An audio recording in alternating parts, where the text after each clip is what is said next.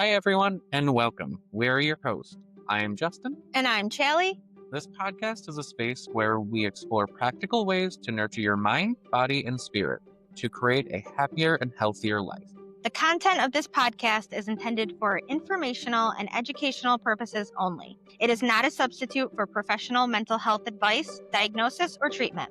Listening to this podcast does not establish a therapist-client relationship. If you are experiencing emotional distress or mental health concerns, please seek support from a licensed therapist or a qualified healthcare provider. Welcome back, everybody. Today we are going to be doing our first viewer requested topic. Yay! And we're going to be talking about step parenting, being able to let someone in, how it can feel from the family unit letting someone in. So, thinking about step parenting, it can be a really challenging topic, can be a really challenging experience. So, being able to look at how we are going to let someone into the family. So, Great topic. where do you think's a good place to start?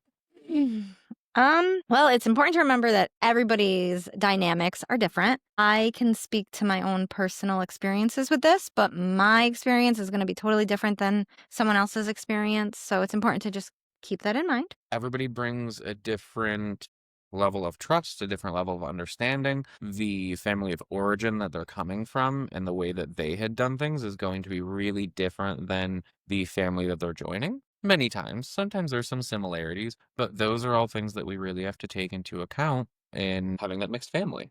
Yeah, for sure. Okay, so I have personal experience with this, as I do have my wonderful, amazing 7-year-old. And I got married almost a year ago. I know. And yes, so I brought into the family a stepdad. And I feel like people talk about all the time how to step parent, how to be a good step parent, how to do this. I haven't really had any advice from the opposite side of it, how to let somebody step into that role. And it was a challenge, and it still is a challenge. Don't get me wrong. Like it's not, I make it look easy, but no, it's not. But yeah, I figured we could talk about it from that point of view since I have personal experience, and I haven't gotten any good advice yet. So yeah, background, my husband and I were very good friends for like 6 or 7 months before we started dating. So my son had gotten to know him as like he was a really cool friend. We did cool, fun friend things, but it wasn't a romantic relationship at all. And so he met him in that aspect. Every step of the way, I included my son. I also made it very clear to anybody who stepped foot into my life that that kid was my number one and always would be. I know I've seen some things where it'll say like, put your spouse first because your kids get older and they, move out, but your spouse will always be there. And I get that and I respect that. Sorry, no, that's not me. Maybe it's because my spouse is not his dad. I don't know, but I have always had the mentality of this kid comes first all the time. Well, you come as a package deal. That's something that my mom had always said was like, this is a package deal. So that being said, yes, there's some things that we want to value that relationship, I'm sure, but the child, that's a lot of change for them too. So being able to take in consideration, there still has to be those boundaries of what's appropriate, like to have some adult conversation, have that adult time, to be able to have some separation. But especially when someone is integrating into the family, that's a lot of change for the kid also. So I think that has to be considered.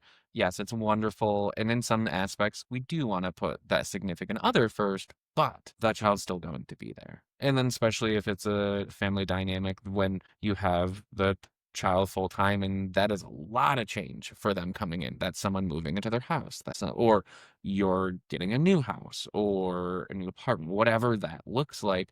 But that's shifting up what their day-to-day routine looked like. Maybe this person coming in is waking up earlier, so it changes the morning routine. They might have been really comfortable and set with that. For my son, I'm going to be totally honest. He slept in my bed.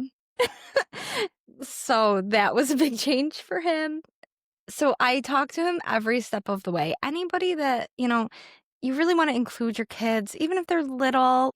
You want to make sure they feel included in decisions because it's their home. It was their home first. So with my son, he was old enough where I could kind of sit him down and say, Jake and I, we've been friends for a while, and we think we might want to maybe be boyfriend, girlfriend instead. What do you think about that? And so then we had that conversation of what that would look like. And then it was, okay, well, Jake is thinking of maybe moving in here so we could all live together. What do you think of that?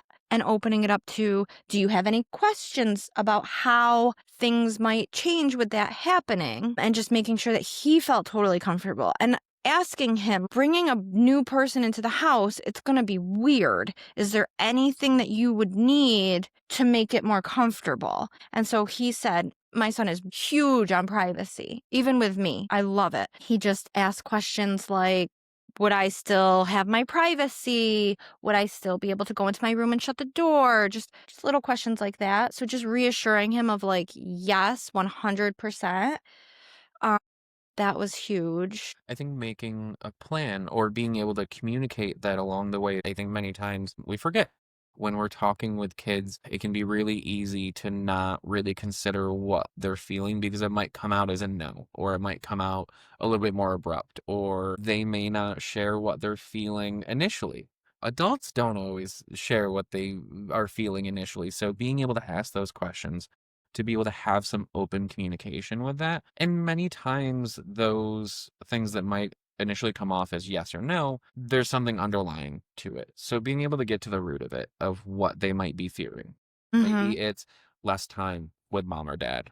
Or it might be that privacy piece of does that change? What's the expectation going to look like? So even being able to communicate initially with the child to begin with, but then to make that a family conversation, to open up that that's not a scary thing to have a conversation as a family unit, because that's what you're going to be starting is that new family unit. So to be able to include each person and validate each one of those emotions, because it doesn't always, even if it's a no starting out, there might be some reasons that it was a no and they might be able to be resolved.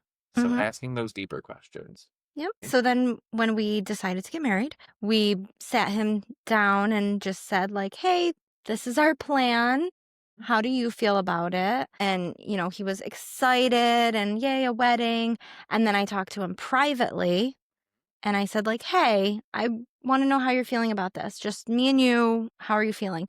Do you want to guess what his question was when I told him that Jake was going to be his stepdad? Hmm. What does he have to call him? Yes. Was it? Yes. He said, do I call him dad? Okay. This is a tricky question. Yeah. Richard has a dad. Richard's dad is I don't even want to say he's very involved in his life. Richard is there half the time. It's not like, oh, he goes to visit dad. No, he lives with dad half the time. He is super involved. I mean, he's as involved as I am because we split him right down the middle. So that was a complex question. How'd you respond? I said, you don't have to call anyone anything. You could tell he was confused at first. I also got it out of him that he was worried that he would have to pick which dad, which I was like, oh. And you could see the relief in his face when I was like, honey, we're just adding love. We're not taking any away. You don't have to take some away to add more. You can be full of love. Yes, and I said, like, we're just adding another person to the family to love you. But that does not take away anybody else. I love that got brought up because I think that is so many times the position that the child is in, is feeling as though there has to be some choice. And Mm-hmm. feeling as though, well, what if I really enjoy doing things with stepdad? Does that mean that I less enjoy things with real dad Mm-hmm. or bio dad? And they can both exist. It does not have to be an either or. You can enjoy the time they have with both differently. Yes. And sometimes with adding someone new to the family, there's going to be new traditions, new hobbies, new experiences. And all those things might be really new and exciting. And who doesn't like to add new things, especially ones that are fun as a child? But It does not have to be better than or less than. It can be, I really enjoy doing these things with biodad. I love doing these things with stepdad, and they can Mhm. both exist. Yeah, for sure. I am glad that he brought that up though, because Yeah. I wouldn't have thought my baby is so smart and intelligent that I forget sometimes that emotionally he I think at the time was 6. So I'm glad he brought it up, and I could see the sense of relief that he felt when he found out like, okay, I don't have to choose, like I don't have to choose between anybody. It's a So, question. What does he call him then? Jake, Jake? Yeah. yep. It's funny because he tried to call Yeah. him dad. He did. And then he is so wonderful with communication. He came to me and he was like, "Mom, I don't like it. I don't like calling Jake dad." And I'm like, "Okay, that's totally fine. Can I ask why? Like, did something happen? Are you upset? You know?" And he was like, "No, I get confused between dad and Jake, and I would just rather call him something different." And I'm like, "Yeah, that's totally fine." And he's like, "Do you think Jake's gonna be upset?" I'm like, "Honey, you can call Jake whatever you want, really. I mean, I call him weird names all the time. He doesn't care." So, yes, so he calls him Jake. So thinking about that, sometimes it can be more complex, but sometimes those things can be really simple. And if we don't ask that why as that follow up, we could have in our head, oh no, does he not like him? Does all these things that I'm sure would come up if we just didn't like it. It was confusing. And we did notice that he had, like, called him dad at first and then, like, started calling him Jake, and actually my husband brought it up because he was like, "Hey, I noticed this. Did I do something wrong?" That's how that topic of conversation came up. Again, going back to that communication piece, allowing him to have some part in that, because these are all, yes, very big adult things, but they impact the kid in this type of situation. So the more that you can include them in on it, the more that they can feel as though they have some control Mhm. over what they're experiencing is going to help them in the moment specifically, but then in the long run Yeah. then they know that they can ask those questions. They know that it's not going to be a big deal to ask a question. Mm. There might be an answer that they don't exactly like, and that might be because it's something that is more of an adult thing. It's maybe not their need to know, but to be able to have that open communication about it goes so far. Mhm. Yes, for sure. So that's how I handled things with my son on that aspect of it, and knock on wood, everything's been really good with him. Sometimes the bio parent adding someone into the family, it can be really hard to let go of maybe some of that control. And then even going farther than control of being disciplined, or especially if someone had been doing it all by themselves for a really long time, or if they just really developed a really good routine of how they were doing things and discipline and parenting. Mhm. I feel like it's a knee-jerk reaction to, like, defend the child. We don't want someone to discipline our child or to it'd be really easy to get pretty emotional about that. So it's not a simple thing of just It's not. coming in and being like, "Okay, you're dad now or your mom, and you have free reign." How do you communicate about that? How do you kinda divvy up what that's going to look like, or is there steps to it of, "Okay, I'm comfortable with you doing this or handling something smaller right now, and then we can work up to being able to have the bigger things solved as a family." Mhm. So, first and foremost, when my husband, when he first decided to profess his love for me, I remember we were standing, like, in my kitchen, which was a disaster. My house is lived in, guys. But I remember he said that to me, and I said, "Okay, look around because I'm hearing that you want to be with me, but you need to, like, literally spin in a circle and look around because this is what you're signing up for." I have a 6-year-old that will 100% always come first. But I live in a zoo. Like, I have 2 big dogs, I have 3 cats, I have a messy house. Is this really what you want to sign up for? Because I don't need any, can I swear? I don't need any, like, half-ass person coming into my life. Like, you need to decide before you even make that step and that decision, like, you need to really give it some thought. Like, is this what you want? And he looked me straight in the eye and he was like, I have thought about it. Yes, this is what I want. I will make this my home. That kid will be my kid. I'll take the animals. Like, I was relieved that he had already given it some thought, that he wasn't just like, you're cool, I want to date you. It was I want to just step into this thing that you've already created. So that was nice. I'm sure it's not always that easy though. No. So I'm sure you also probably prepared in your head. I mean, hence why you asked the question to begin with. Are you really sure that this is what you want to take on? And I think that is such a valid question that maybe is not asked as much. And that can come from so many different reasons on either end that that's just not communicated. Goodness, what a whirlwind that turns into when you aren't prepared for Mhm. that, of everything that comes along with actually being with that person rather than just like the snippets that we're getting in dating. I think that's what an awesome question to be able to ask. And I think that's something that's so important. But being back to making that informed choice is like, okay, yes, you might want to be with me, but do you want to be with everything else that comes along with this? And that consists of children. That I didn't even think about, like the pets thing. What about like different expectations of cleanliness or different Mhm. expectations of parenting? The way you grew up being parented was different than the way Jake had grown up being parented. So those are things that travel into that new relationship that if we Mhm. don't talk about can really cause some problems. Yeah, and I had dated one other person before him, and I didn't ask those questions, and it was a disaster, and I had pretty much just decided, like, I don't wanna do it. Like, I don't wanna date. I have a son, and bringing somebody into this, I just it's easier just not to. So that's why I was like, "You sure, bro? Like, you sure this is what you want? Because I can't do this again.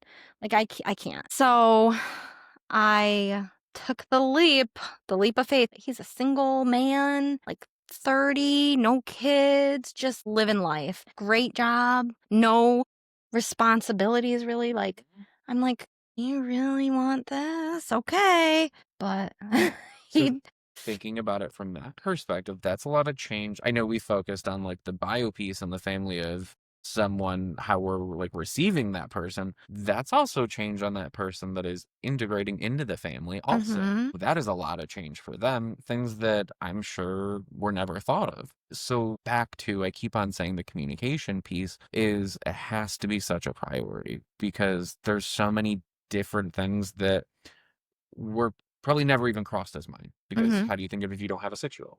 Mhm. Exactly. It's definitely yeah, things have come up where it's like, "Oh, I never had to think about that before." It sounds like you had set the framework for that communication early on in that relationship, though, so you guys know how to handle it if something comes up, rather than it being, okay, he's moving in, this is what it looks like now. And I don't want to say rushed, but I'm going to use that for a lack of better word, it being rushed into, and then that thing comes up that wasn't expected, and then it's breaking apart the family. Right. Because how do we get through this if we have no ability to communicate? If we've never even considered these things, how do we get through that then? Mhm. And the one thing that made me feel really safe and secure with letting him in is that we were friends for quite a long time, and we had already developed an amazing communication.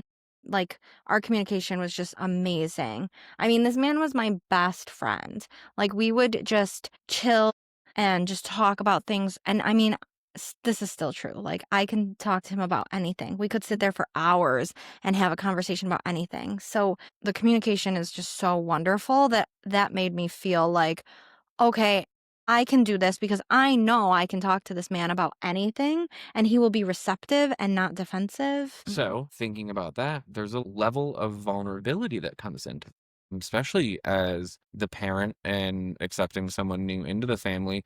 You have to be able to feel comfortable, in communicating those things, but deal with like the own personal discomfort of I'm gonna have to talk about some things that maybe aren't the best for me, or I'm not the most comfortable with talking about, and being able to let that other person in. It's a really difficult thing to be vulnerable. It is, and it was hard. I, over the last year, have learned the first thing we did was we sat down and we talked about discipline and how we discipline. Well, how how I disciplined and how we are going to discipline Mhm. moving forward, because we didn't want one parent to be the disciplinary and the other one to be the Good cop, bad cop. yes, we didn't want that. We wanted to be a team. So that was one of our first discussions. But luckily, like I said, we'd already been friends for so long. He'd kind of seen how I did it. My approach is you do things wrong, you lose privileges. Like my son's big one is his tablet. You do things above and beyond, you gain privileges. But Jake from the outside could see that I was a big softie and I did not stick to that. And I didn't even realize what I was doing until Jake kind of came in and pointed things out to me. Like I would say something to my son like, "Hey, can you not do whatever it is you're doing? Can you not do that? It's making a mess." And then I would just go about and I wouldn't even notice that he just completely ignored me. Totally. And so Jake would be like, "Now what? He totally ignored you." And I'm like, "Huh?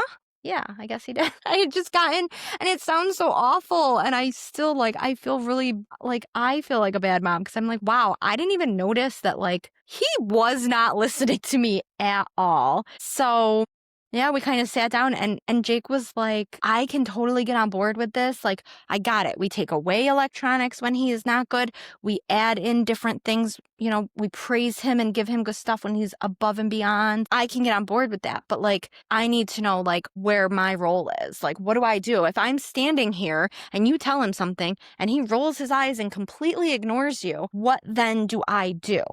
That situation, I think Yes. is so it comes up so often. We don't always think about that piece of it because when we're having that conversation, it's, well, this is what goes and this is what happens. What if it doesn't go that way? How Right. do we then step in? It's also, I can imagine with being a parent, that's child is the love of our life. So then, well, how do we not get defensive when All the time. Stop criticizing me. Stop criticizing my parenting. Oh my gosh, the thoughts in my head like, yeah, I was doing just fine before you came. Stop criticizing me. But then I'm like, was I doing so good before he came? Probably not. So, it's really taken a lot on my end to be able to take that step back. And, we are a team. He's helping. He really is. I fall short sometimes. I'm human. I'm not perfect. And what I love about it is he just observed it the first time that it came up. Like he observed what was happening. He didn't interject. He didn't do anything. And then we talked about it afterwards. And he's like, "Hey, I'm noticing that this happens. What do you want me to do? Because I feel like I need to say something." And then we talked about it. And I said, "I didn't even notice." I what was strength? and then I said, like, "Well, what would you say?" And he was like, "Well, I would just reinforce, hey, you need to listen to your mom. You need to respect your mom." So I really appreciated that about Jake, that he didn't jump in because I feel like I would have gotten really defensive, Yeah, just knowing fair enough. myself. But now I knew. So next time it happened, I said, "Hey, don't do that." And then he ignored me. And then I knew what was coming. I knew Jake was going to be like, "Hey, bud, your mom just said something. Like, we respect your mother in this house." And I love it too that it's always we. He has said to him so many times, like, "You don't ever see me roll my eyes when your mother is speaking to me, right? No, we don't disrespect your mom like that." And I'm just like, oh, yeah. But it has been hard, and there have actually been a couple times, and I don't know if it's pregnancy related, but there have been a couple times where he, in the like last school year towards the end, he was just naughty. And I'm usually like, if he misbehaves in school, but it's like, if it's age appropriate, I'm just like, let the teacher handle it, whatever. But if it's ever something like he like hit somebody or wasn't keeping his hands to himself or was very, I don't know, if it's something that I feel like I need to address at home, I will. And I remember he did something naughty at school and I had to call Jake and I had to be like, "I need to discipline him, but I don't think I can. I don't think I can stick to it." Like I was already crying, hormones, man. I was already and I was just like, "I really need you in this situation. I need you to not let me back down." What a team. And yeah, I know. And he was like, "Are you sure?" And I'm like, "Yes, I need you to support me because I know that I'm going to talk to him. I'm going to take the electronics away. He's going to cry. I'm going to cry. And it's gonna and I'm like, "No, I really need to stick to it." And he was like, "Okay, all right." So then He got home and I said, "We're going to talk about it a little bit, what happened, but I want you to just kind of go hang out in your room, decompress, and we're going to talk about it as a family when Jake gets home." So we do that a lot. Like if something comes up, I will like text him and be like, "Hey, we're going to have a family meeting about this. This is what happened." And we kind of like conference beforehand. But it's been hard letting this man into my life. Like it has. But I see the positive impact that he's having on my son. I see that Richard speaks to me with so much more respect. And I also see that he apologizes when he doesn't. And I think having that example for him is just, it's really great. And it's not perfect. And we do mess up. And there have been times where I've had to sit there and be like, that's a tough punishment. Like we were gonna go to water safari and Jake was like, "I'm because of what you did, we will not be going to water safari." And I was just like, "What?" And then afterwards I was like, "You don't think that was like privately, I was like, "You don't think that was a little too harsh?" And he was like, "Okay, I know, but I really think we should." And then we talked about it, like, okay, it might have been, but do we stick with it? Because maybe it needed to be a little too harsh. I think that comes with a level of insight. And I think anybody who has been in the position on either side has had to gain a level of insight in order to make it work. Because when we're parenting, especially if we're single parenting, the longer that we do it, the more that we're secure in doing that, the more that we feel like we're doing it the right way. And it's not that we're doing it wrong. I don't want it to be as black and white as right or wrong, but the way that whoever was doing it was the way that it's been done for so long. That's the routine, that's the pattern, that's the comfort zone. So taking that step outside the comfort zone, it takes a lot of work. It's not easy to do that. It's probably going to be one of the harder parts of the relationship in general